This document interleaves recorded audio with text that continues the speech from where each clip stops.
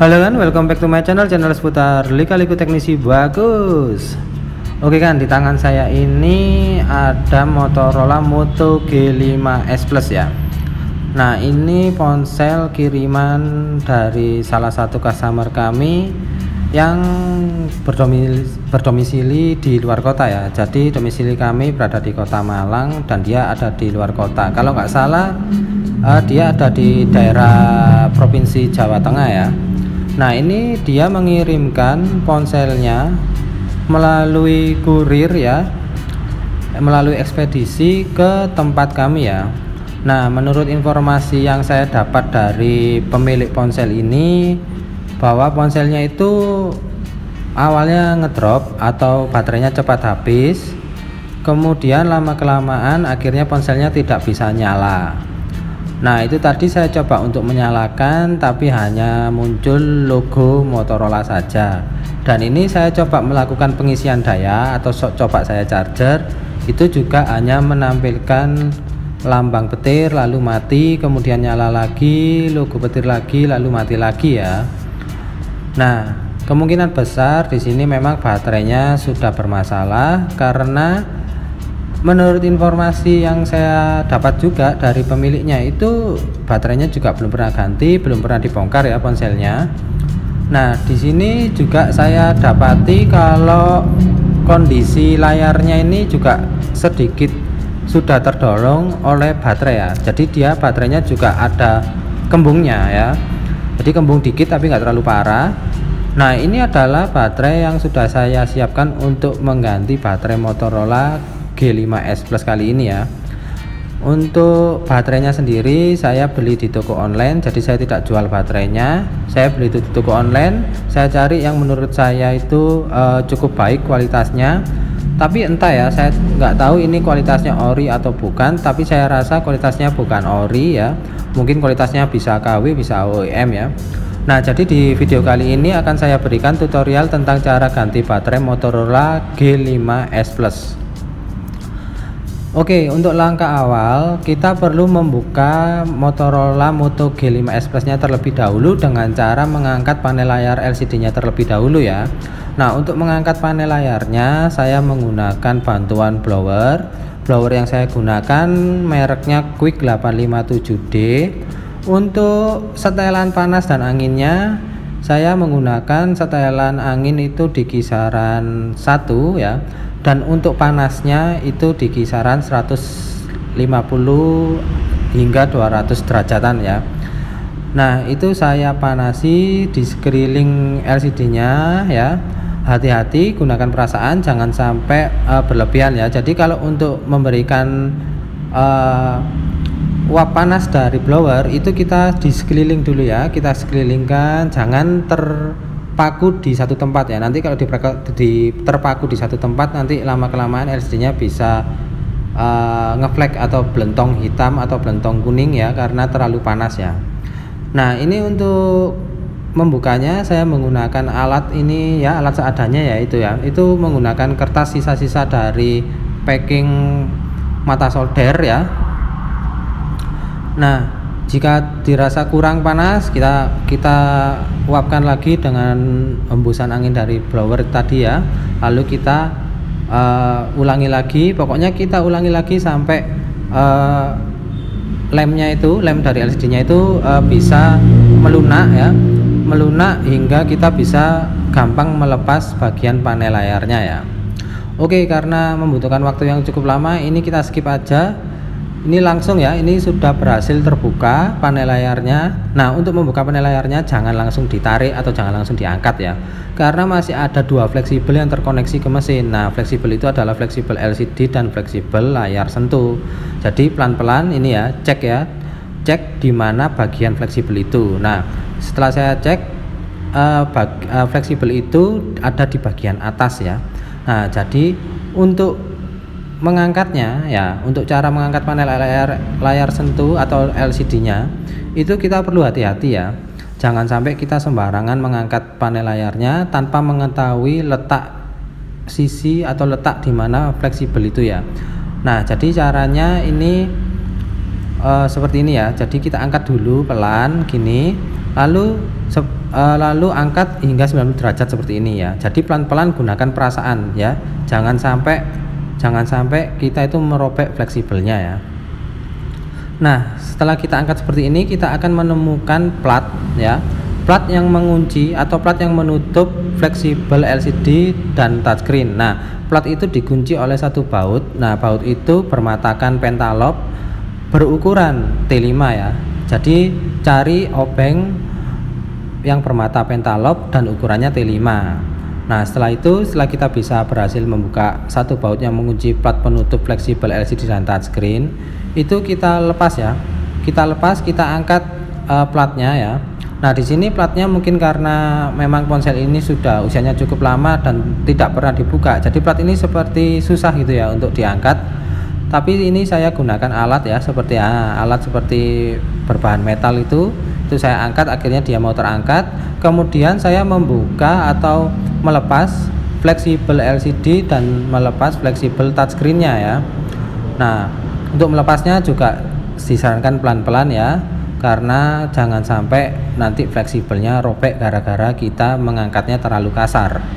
Oke, setelah kita berhasil melepas layar panelnya, lanjut ya untuk membersihkan sisa-sisa lem dari panel layarnya ya. Jadi ini adalah lem bawaan ori ya. Nah, untuk lem bawaan ori Motorola ini cukup kuat ya, bahkan saya membutuhkan waktu untuk melepas panel layar itu cukup lama ya. Tapi tadi saya skip karena mungkin nanti kalau saya masukkan dalam video nanti durasi videonya terlalu lama.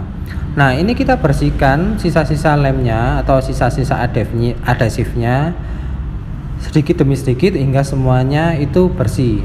Nah, walaupun memang terlihat susah saat melepas panel layarnya, tapi saat membersihkan lemnya ini cukup mudah ya. Jadi dia sudah lunak, sudah gampang diangkat. Jadi ketika sudah kita berhasil membersihkan sisa-sisa adhesif atau sisa-sisa perekat dari LCD-nya, kita lanjut untuk membuka beberapa baut yang mengunci dari tulang tengah ya. Jadi ini tulang tengahnya ini dikunci oleh baut yang sama juga ya, yaitu baut pentalob berukuran T5 ya, dan obengnya juga tetap sama, obeng pentalob berukuran T5. Kita buka satu persatu bautnya ya hingga semuanya terbuka agar kita bisa melepas casing atau tulang tengah dari Motorola Moto G5S Plus nya.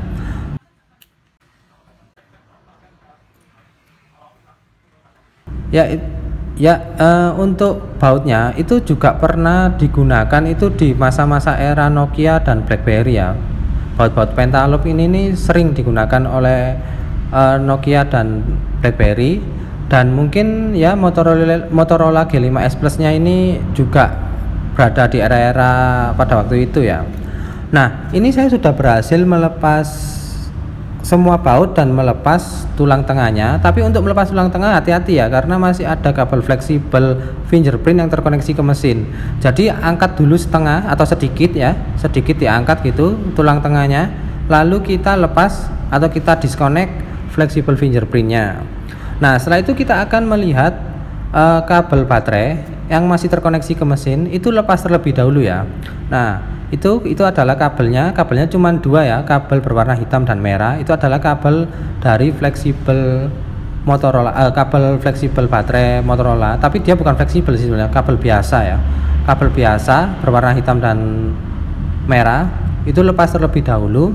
Nah, jika sudah, karena lem baterai dari Motorola ini sudah rusak dan sudah nggak bisa ditarik, lalu saya gunakan alat bantu seperti spatula seperti itu ya. Nah, hingga baterainya berhasil diangkat ya. Ini bisa dilihat ya bahwa ada perekat bawaan baterai ya, ini ya. Ya, ini kita lepas saja ya, karena sudah tidak lengket lagi ya, karena sudah tidak, daya rekatnya sudah tidak ada lengket. Bisa dilepas lalu digunakan atau ditambahkan perekat baru ya. Kita gunakan double tip baru untuk pemasangan baterai yang baru. Nah, itu tadi juga kita bisa lihat ya bahwa baterai Motorola Moto G5S Plus nya ini sudah sedikit kembung ya. tidak terlalu parah sih sebenarnya kembungnya, cuman sedikit. Tapi kalau ukuran kembung seperti itu ya bisa dibilang memang sudah waktunya ganti ya. Oke ya, ini saya bersihkan satu persatu dari sisa perekat baterainya.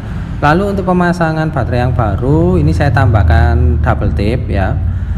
Untuk teman-teman yang punya double tip yang bagus itu gunakan double tip yang bagus. Pokoknya yang tipis ya, tipis terus daya rekatnya bagus itu gunakan saja. Nah, untuk perekat yang saya gunakan ini double tipnya saya rasa kurang bagus sehingga saya tambahkan sedikit lem T7000 ya, lem perekat untuk LCD, untuk casing itu saya gunakan. Nah ini ya, ini saya bandingkan ya. Nah ini ya, ini cukup kembung ya, ya bisa dibilang memang ya sudah mau parah ya ini kembungnya, tapi masih bisa ditoleransi lah, nggak terlalu mendorong bagian LCD ya. Nah itu dibandingkan dengan yang tidak kembung ya, jadi beda jauh ya udahan ya. Yang tidak kembung itu masih bagus ya, masih rapi, masih lurus ya, tidak ada kembung sama sekali. Oke ya, untuk pemasangan baterai kita presisikan di area yang sudah disediakan ya, atau di casing bagian belakang yang sudah disediakan di tempat baterainya. Lalu jangan lupa koneksikan kabel fleksibelnya atau kabel baterainya. Lalu pasang kembali casing bagian tengah ya. Casing bagian tengah presisikan ke bagian casing bagian belakang. Jangan lupa untuk koneksikan terlebih dahulu fleksibel fingerprintnya ya. Nah ini saya rapikan karena masih ada yang kurang pas ya. Jadi tekan ya, tekan ke bagian casing bagian belakang hingga dia itu berbunyi ya, bunyi cetek gitu. Itu tandanya berarti dia sudah terkoneksi dengan baik ya. Casing belakang dengan casing tengahnya sudah terkoneksi dengan baik ya. Jika masih belum terkoneksi dengan baik, ulangi lagi ya sampai dia itu bisa terkoneksi dengan baik ya. Nah mungkin karena ini efek karena baterainya kembung ya, sehingga dia tulang tengahnya ini sedikit memuai ya. Jadi ini di sini saya sedikit kesusahan karena mungkin dia sudah ada pemuaian ya. Nah ini setelah berhasil kita kunci kembali atau kita baut kembali dengan beberapa baut yang sudah kita lepas di awal tadi ya. Sudah saya sebutkan bahwa bautnya ini menggunakan baut pentalob ya, berukuran T5 ya. Pasang satu persatu, jangan sampai ada yang tersisa ya baut-bautnya. Pasang satu persatu hingga semuanya terkunci dengan baik ya. Nah oke ya, jadi di sini saya cut aja ya videonya ya, untuk mempersingkat durasi juga dan agar tidak terlalu bosan ya nanti ya, jangan terlalu lama karena memang kalau untuk pasang baut aja kan juga cuman gitu-gitu aja ya, jadi pasti semuanya sudah bisa ya.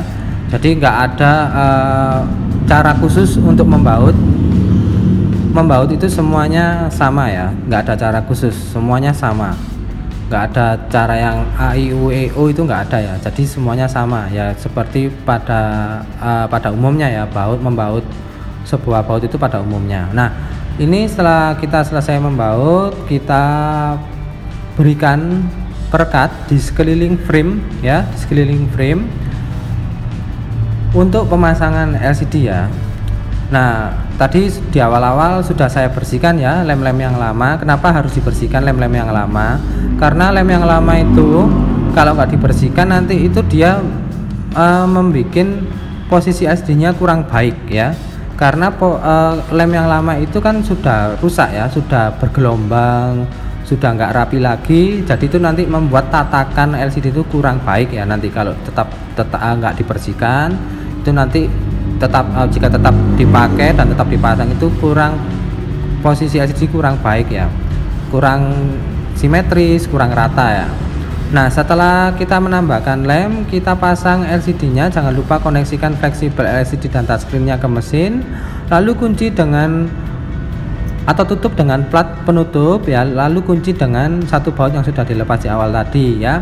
Nah sebelum mempresisikan LCD ini kita rapikan terlebih dahulu ya posisi fingerprintnya ya. Jadi posisi fingerprintnya ini kita rapikan terlebih dahulu ya, kita paskan ya, jangan sembarangan ya. jangan asal dipresisikan terlebih dahulu LCD-nya. Jadi kita presisikan fleksibel fingerprint-nya hingga pas ya, hingga pas, karena nanti kalau kita paksa langsung presisikan LCD-nya dan kita nggak paskan terlebih dahulu fleksibel fingerprint-nya, itu nanti bisa mengganjal ya, jadi mengganjal seperti nggak enak gitu ya. Nah ini sudah pas ya posisi fleksibel fingerprint-nya, lalu saya presisikan juga LCD-nya ke frame ya. Ini ditekan-tekan sedikit ya, jangan ditekan terlalu keras, cuman ditekan-tekan sedikit. Lalu ini saya bersihkan jika ada kelebihan perekat yang keluar dari sela-sela LCD dan casing, itu saya bersihkan ya.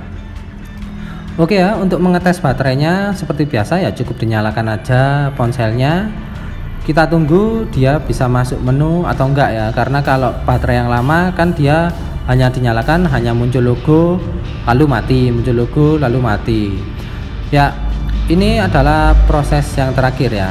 Nah ini kita lihat ya, dia sudah masuk menu dan ada notifikasi dari ponselnya baterai lemah, tersisa hanya kisaran berapa belas persen itu ya. Memang kalau baterai baru memang tidak akan terisi penuh ya, dia terisinya hanya kisaran 10 hingga 50%. Nah oke ya, karena ini sudah masuk menu, berarti memang sumber permasalahan dari Motorola Moto G5 S Plus nya ini adalah baterainya. Jadi sampai di sini dulu proses ganti baterai Motorola Moto G5 S Plus. Sampai jumpa di video-video berikutnya, tentunya dalam kasus-kasus yang berbeda dan lebih menarik. Terima kasih dan salam teknisi bagus.